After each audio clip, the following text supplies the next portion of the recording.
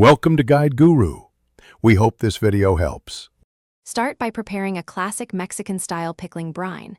Combine 2 cups white vinegar and 2 cups water in a saucepan. Add 1 tablespoon salt and 1 tablespoon sugar, and heat until just boiling to dissolve. Meanwhile, trim, wash, and peel 1 pound 450 g of carrots, then cut into 3 5-inch sticks or into 1/4-inch rounds for faster pickling. Sterilize 2 quart jars and their lids by boiling for 10 minutes or running through a hot dishwasher cycle, so jars are clean and ready to pack. Next, assemble the vegetables and aromatics for the Mexican tang. Thinly slice 1 medium white onion and peel 3 garlic cloves.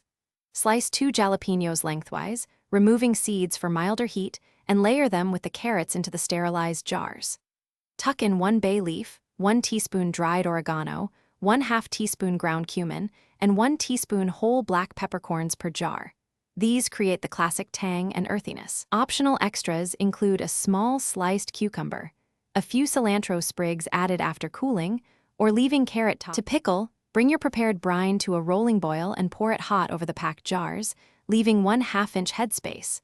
Tap jars to release trapped air and wipe rims clean before sealing lids tightly. For quick refrigerator pickles, let jars cool to room temperature, then refrigerate.